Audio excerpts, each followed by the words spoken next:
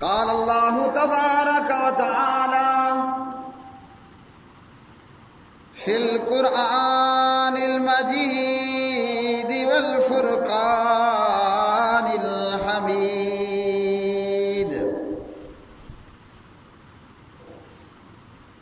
انما جزاء الذین یحاربون اللہ ورسولہ وَيَسْعَوْنَ فِي الْأَرْضِ فَسَادًا أَن يُقَتَّلُوا أَوْ يُصَلَّبُوا إِلَى آخِرِ الْآيَةِ وَعَنْ أَبِي هُرَيْرَةَ رَضِيَ اللَّهُ تَعَالَى عَنْهُ أَنَّ رَسُولَ اللَّهِ صَلَّى اللَّهُ عَلَيْهِ وَسَلَّمَ قَالَ أتدرون ما المفلس قالوا المفلس فينا من لا درهم له ولا متاع فقال إن المفلس من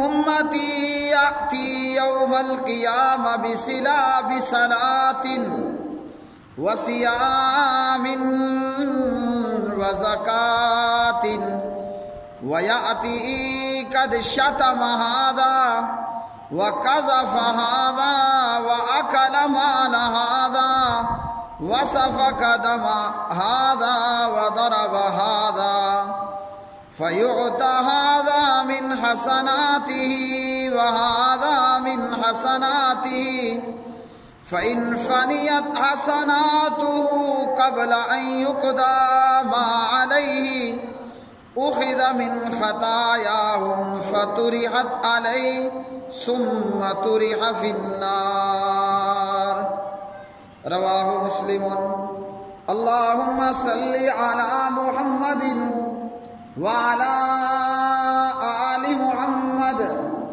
كما صليت على إبراهيم وعلى آل إبراهيم إنك حميد مجيد اللهم بارك على محمد وعلى آل محمد كما باركت على إبراهيم وعلى آل إبراهيم إنك حميد مجيد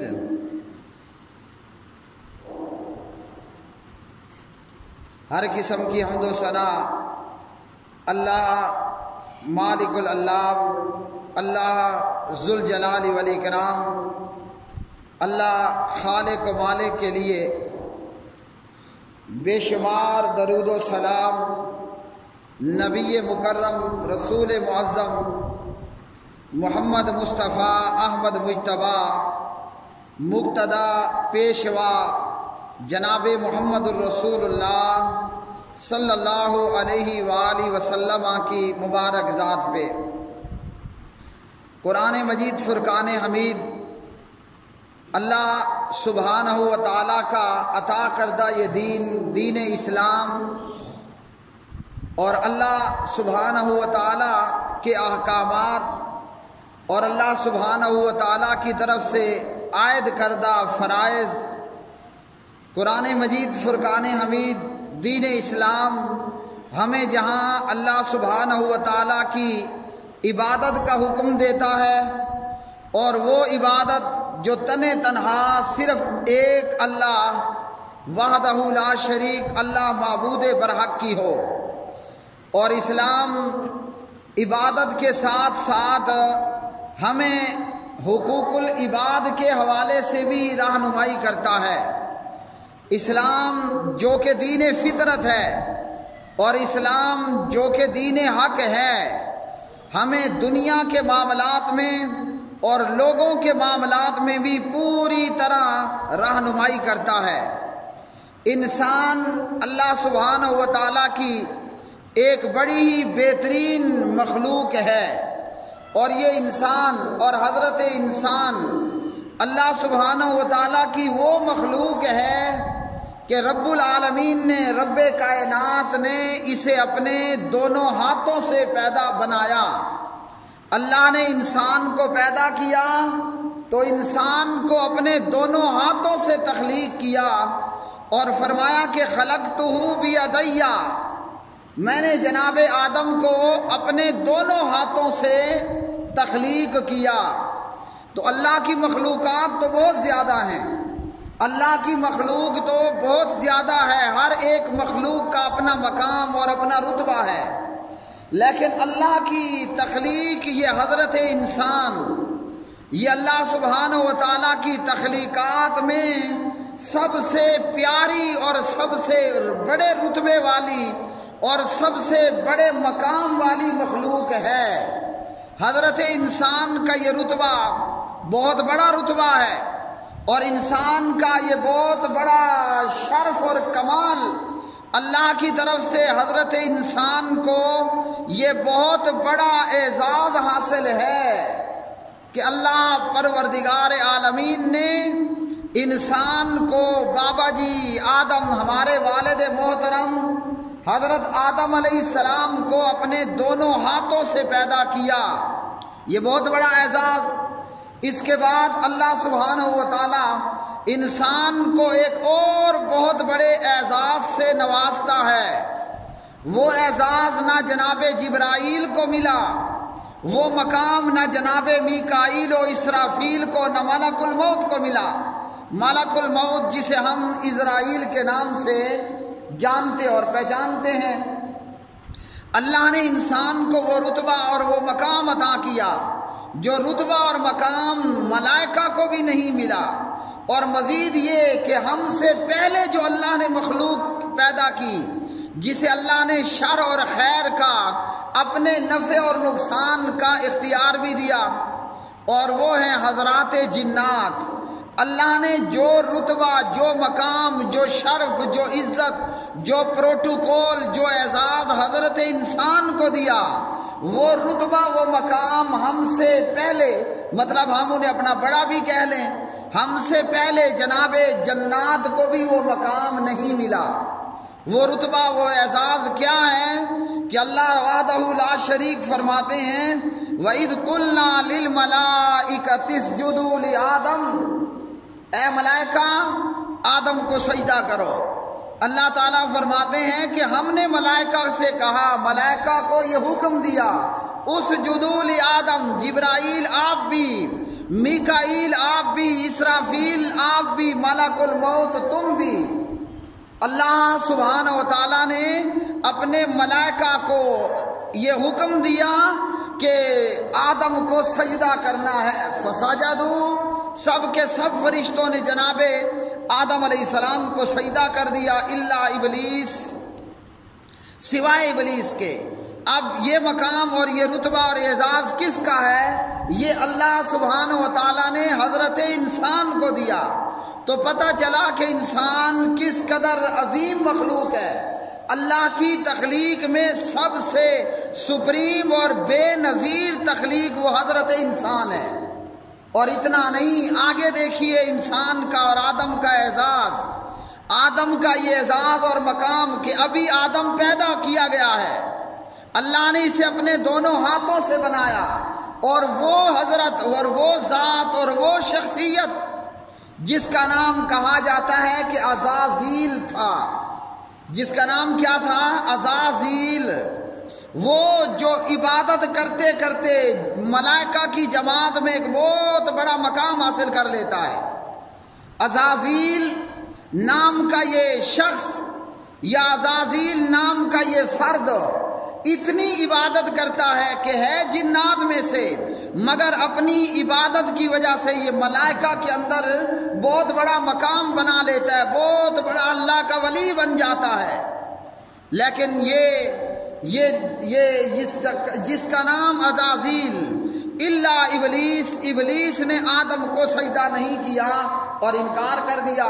اب آدم کا مقام پہچانیے، انسان کا رتبہ اور مقام جانیے کہ وہ جو عبادت کرتے کرتے آسمانوں کی بلندیوں کو پہنچ گیا، آدم کو سجدے کے انکار کی وجہ سے اللہ نے اسے اتنا ذلیل کیا، اتنا کمینہ، اتنا رسوا، اتنا گھٹیا، اتنا لعنتی بنایا کہ اس دن سے لے کر آخر دن تک شیطان پہ، ابلیس پہ لعنت ہی برستی رہے گی۔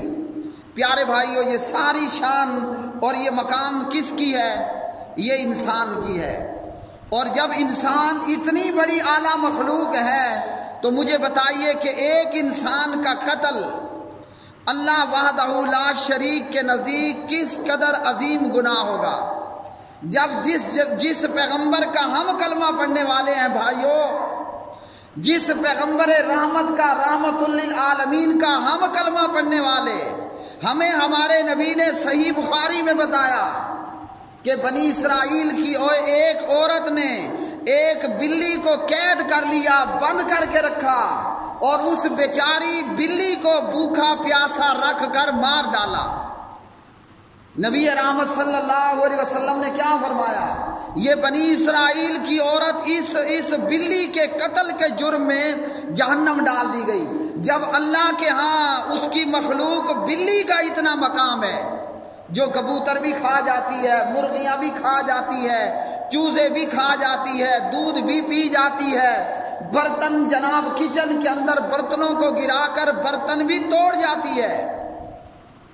جب اللہ کی مخلوق میں بلی کا اتنا مقام ہے، آدم اور اولاد آدم کا اللہ کے ہاں کیا مقام ہوگا؟ اور اتنا ہی نہیں، بنی اسرائیل کی ایک گنہگار عورت نے ایک پیاسے کتے کو پانی پلا دیا، اللہ نے اسے بھی جنت عطا کر دی۔ بلی کو مارنے والی جہنم میں اور کتے پیاسے کو پانی پلانے والی جنت میں۔ جب کتے کا اتنا مقام ہے، انسان کا کیا مقام ہوگا؟ لیکن افسوس کہ دجالی اور کذاب صفت کے یہ حکمران اور آج کے یہ حکمران جنہوں نے یہ جھوٹے دعوے کیے، دین داروں کو الو بنایا، بے وقوف بنایا کہ ہم، اور مذہب کارڈ کا استعمال کرتے ہوئے کہا کہ پاکستان کو مدینہ کی ریاست بنا ڈالیں گے۔ میرے بھائیوں، یہ میرے سامنے اللہ کا قرآن تلاوت شدہ آیت کا جو ہے شمار سورہ المائدہ پارہ 6 میں ہے، اور جو حدیث پڑھی وہ مسلم میں ہے، اور اسی کے ساتھ مزید حدیث وہ صحیح بخاری میں سے۔ تو دعویٰ کیا کیا؟ مدینے کی ریاست بنائی جا رہی ہے، اور دنیا داروں کو جناب دھوکہ دیا 1 کروڑ نوکریاں ملیں گی، اور لفندوں تلنگوں کو ناچ گانا دکھا کر اپنا دل دادا بنایا۔ لیکن کیا ہوا؟ صرف جھوٹ اور جھوٹ۔ سانحہ ساہیوال، ایک انسان کا قتل اللہ کے نزدیک کس قدر عظیم گناہ ہے، آپ نے دیکھ لیا اور سن لیا نا۔ آدم کا مقام اللہ کے نزدیک کتنا بڑا ہے، سن لیا اللہ کے قرآن میں سے۔ اور اللہ کے نزدیک بلی کو ظلمن مارنا کتنا بڑا پاپ اور گناہ ہے۔ پیاسے کتے کو پانی پلا دینا، اللہ اکبر، اللہ کے نزدیک کتنی بڑی نیکی ہے۔ تو جب انسان کا یہ مقام ہے کہ اللہ نے اسے اپنے دونوں ہاتھوں سے پیدا کیا، جب انسان کا یہ مقام ہے کہ ملائکہ آدم کو، ہمارے ابا جان بابا جی آدم کو سجدہ فرما رہے ہیں، جب انسان کا یہ مقام ہے کہ وہ جو عبادت کرتے کرتے ملائکہ کی جماعت میں پہنچ گیا تھا، جس کا نام عزازیل اور اس کا نام ابلیس اور شیطان، وہ آدم کو سجدہ نہ کرنے کی وجہ سے دھتکار دیا گیا، لعنت کر دیا گیا، اور وہی آدم کا بیٹا ہے اور آدم کی اولاد ہے کہ دن دہاڑے سانحہ ساہیوال کے اندر بے گناہ شخص کو مار دیا گیا، پھر وہیں پر دن دہاڑے میاں بیوی کو مار دیا گیا، اور ظالم درندوں نے دن دہاڑے جناب معصوم 13 سالہ بچی کو مار دیا۔ ارے ظالموں، تم نے نہ آدم کو پہچانا نہ آدم کی اولاد کو پہچانا، اور دعویٰ کیا ہے؟ جناب مدینے کی ریاست۔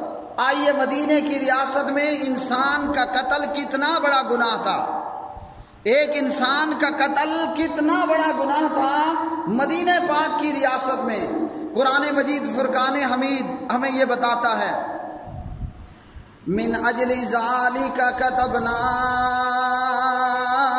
علی بنی اسرائیل انہ من قتل نفسا بغیر نفس بغیر نفس او فساد فی الارض فکأنما قتل الناس جمیعا۔ اللہ سبحانہ و تعالیٰ فرماتے ہیں اس وجہ سے ہم نے بنی اسرائیل کے لیے یہ لکھ دیا کہ جو شخص کسی کو قتل کرے گا سوائے اس کے کہ وہ کسی کا قاتل ہو یا زمین میں فساد کرنے والا ہو تو گویا اس نے تمام لوگوں کو قتل کر دیا۔ اب اللہ نے یہ نہیں فرمایا کہ ایک بلی کا قتل ساری بلیوں کا قتل ہے، ایک درندے کا قتل سارے درندوں کا قتل، یہ نہیں فرمایا، لیکن اللہ سبحانہ و تعالیٰ فرماتے ہیں کہ ایک بے گناہ کا قتل وہ ساری انسانیت کا قتل ہے۔ مطلب یہ کہ ثانیہ ساہیوال ہو یا صلاح الدین ہو یا اس طرح کے بے گناہ لوگ ان وردی والوں کے ہاتھوں قتل ہوں، یہ اس گاڑی میں موجود 4 بندوں کا قتل نہیں ہوا، ڈرائیور، میاں بیوی اور ان کی 13 سالہ بچی، یہ صرف 4 بندوں کا قتل نہیں ہے، یہ پورے عالم میں بسنے والے انسانوں کا قتل ہے، یہ پورے پاکستان میں بسنے والے انسانوں کا قتل ہے۔ اور یہ کس نے کہا؟ یہ مدینہ کی ریاست بتا رہی ہے۔ مدینہ کی ریاست میں تو اللہ کا قرآن چلا کرتا تھا، نبی علیہ السلام کا فرمان چلا کرتا تھا۔ مدینہ کی ریاست میں یہ ہوتا تھا کہ پیارے نبی علیہ السلام کا فرمان اور اللہ کا قرآن، لیکن دیکھیے اندھے جج اور اندھے ادارے اور بے گناہوں کا قتل وہ مجرم شک کی بنیاد پر بری کر دیے جاتے ہیں، اور یہ بھی طے پا جاتا ہے کہ قتل ہونے والے یہ 4 لوگ بے گناہ تھے۔ اگر یہ چاروں لوگ بے گناہ تھے اور یہ مجرم، یہ سی ٹی ڈی کے بدماش اگر یہ شک کی بنیاد پر رہا کیے جاتے ہیں تو بندہ پوچھتا ہے کہ پھر مجرم کون تھا؟ مر جانے والے تو مجرم نہیں تھے، اور جنہوں نے مارا وہ شک کی بنیاد پر چھوڑ دیے گئے۔ بندہ پوچھے کہ دن دہاڑے آخر قتل کرنے والے وہ تھے کون؟ کیا ان کو آسمان نے اٹھا لیا یا زمین نے کھا لیا؟ کیا انہیں آسمان نے اٹھا لیا یا زمین نے کھا لیا؟ اگر یہ شک کی بنیاد پر باعزت بری کیے جاتے ہیں اور مارے جانے والے 4 بے گناہ اور معصوم وہ مجرم نہیں ہیں تو قاتل کون تھا؟ کیا ان کا قاتل ہم ملک الموت کو تصور کریں گے، یا ان لوگوں پر دن دہاڑے آسمانی بجلی گری تھی؟ اب ہر بندہ اپنی جگہ پر بے حس ہے، ہر بندہ اپنی جگہ پر بے حس ہے۔ میں تو نہیں مرا نا، میری فیملی کے لوگ تو نہیں مرے۔ اللہ کے بندیو، اللہ کا قرآن یہ کہتا ہے ایک بے گناہ کا قتل پوری انسانیت کا قتل ہے، اور یہ دنیا کی کون سی شریف عدالت ہے کہ جو 13 سالہ نابالغ معصوم بچی کو بھی قتل کر دے؟ ایسا کون ظالم جج ہوگا؟ تو پیارے بھائیو، اللہ کا قرآن تو ہمیں یہ کہتا ہے اگر یہ ریاست مدینہ کی ریاست ہوتی، اللہ کی قسم امریکہ کی ریاست میں ایسا نہیں ہوتا۔ مدینہ کی ریاست تو بعد کی بات ہے، امریکہ کی ریاست میں ایک بے گناہ کتے کو مارنے پر باقاعدہ قانون موجود ہے۔ تو یہ مدینہ کی ریاست تو نہیں ہے، مدینہ کی نہ بناتے، کم از کم اسے امریکہ کی ریاست بنا دیتے، تب بھی ان 4 بے گناہوں کا قتل رائگاں نہ جاتا۔ اگر یہ پاکستان مدینہ کی بجائے برطانیہ کی ریاست ہوتی، اگر یہ انگریز کی حکومت اور انگریز کی ریاست ہوتی، اللہ کی قسم ان 4 معصوموں کے قاتل وہ سولی پر لٹکا دیے جاتے۔ لیکن مدینہ تو چھوڑ، ہم اسے امریکہ کی ریاست بھی نہیں بنا سکے، اور دھوکہ اور جھوٹ اور فریب کی انتہا۔ تو اس سے بہتر تھا کہ مدینہ کی بجائے یہ کہہ دیا جاتا کہ ہم پاکستان کو امریکہ کی ریاست بنا دیتے، اگر مدینہ نہ بنتا امریکہ کی ریاست بن جاتا تب بھی کوئی بھلا ہو جاتا۔ لیکن وہ جھوٹ، کذاب اور دجال۔ نبی علیہ السلام کی حدیث سنیے، یہ حدیث ترمذی کے اندر موجود ہے، اور علامہ البانی رحمہ اللہ اس حدیث کے متعلق فرماتے ہیں کہ روایت صحیح ہے۔ مدینہ کی ریاست میں کیا ہوتا تھا؟ حضرت انس بن مالک رضی اللہ تعالی عنہ راوی ہیں، ایک بچی اس کا سر ایک یہودی نے 2 پتھروں کے بیچ میں رکھ کر کچل دیا۔ یہ مدینہ پاک ہے، یہ مدینہ طیبہ ہے۔ یہودی نے کیا کیا کہ بچی کا سر 2 پتھروں کے بیچ میں رکھ کر کچل دیا، اور جب لوگوں نے اس بچی کو پایا تو اس کے ابھی سانس کچھ باقی تھے۔ یہ بچی نبی علیہ السلام کے پاس لائی گئی اور اس سے پوچھا گیا کیا تجھے فلاں نے قتل کیا؟ وہ اپنے سر کو ہلا کر جواب دیتی ہے کہ نہیں، اس نے قتل نہیں کیا، کیونکہ اتنا اس کا سر کچل دیا گیا تھا کہ زبان کام نہیں کر رہی تھی، وہ جان کنی کی حالت میں تھی۔ پھر پوچھا گیا تجھے فلاں نے قتل کیا، علاقے میں موجود بدماشوں کے نام لیے گئے۔ وہ بچی اپنا سر ہلا کر کہتی ہے نہیں، مجھے اس نے بھی قتل نہیں کیا۔ پھر پوچھا گیا فلاں یہودی نے قتل کیا، کہا ہاں مجھے اسی یہودی نے مارا، اور ادھر بچی کی موت واقع ہو گئی۔ اور پھر مدینہ کی ریاست میں کیا ہوا؟ ان سی ٹی ڈی کے غنڈوں کو شک کی بنیاد پر بری کرنے والے یہ جج اور یہ نالائق اور نکمے وزیر اعلیٰ اور وزیر اعظم اور ذمہ داران، نبی علیہ السلام کے پاس وہ یہودی لایا گیا، اللہ کے رسول نے حکم دیا، اور رحمت للعالمین کا حکم کیا ہوتا ہے؟ مدینہ کی عدالت آرڈر کیا کرتی ہے؟ پیارے نبی علیہ السلام چیف جسٹس صاحب مدینہ المنورہ یہ فیصلہ فرماتے ہیں کہ اس یہودی کا سر پتھر پر رکھ کر اوپر دوسرا پتھر مارو، اور یوں اس یہودی کا سر کچل دیا گیا۔ یہ مدینہ کی ریاست تھی۔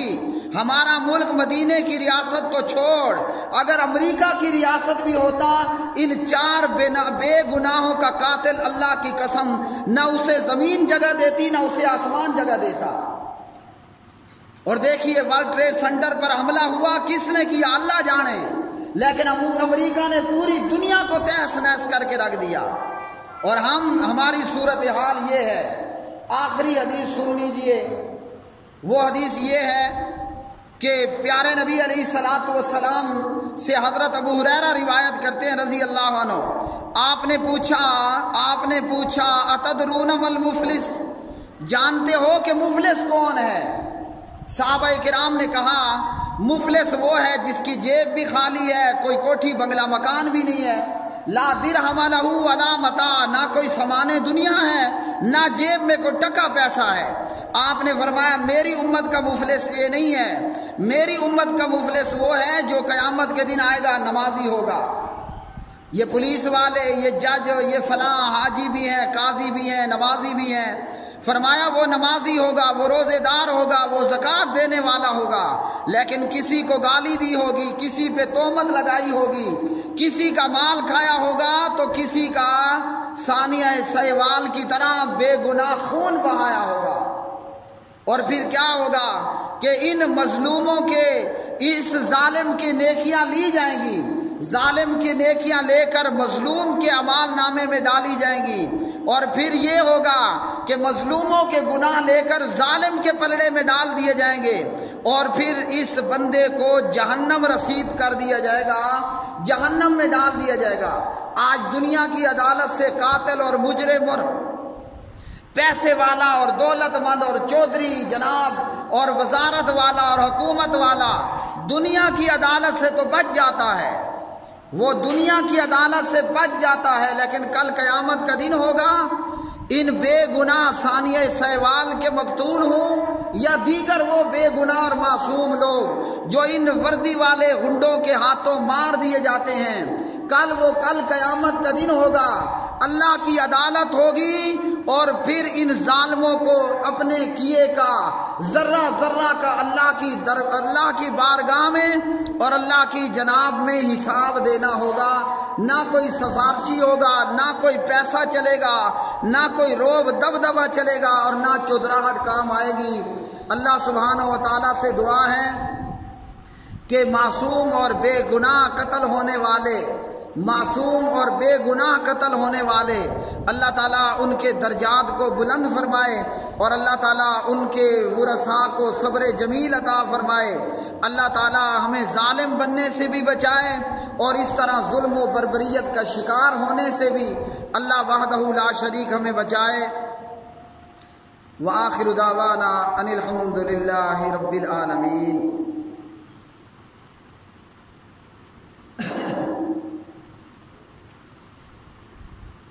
ان الحمد للہ نحمده ونستعینه ونستغفره ونعوذ باللہ من شرور انفسنا ومن سیئات اعمالنا من يهده الله فلا مضل له ومن يضلل فلا هادي له اللهم اغفر لنا وللمؤمنين والمؤمنات والمسلمين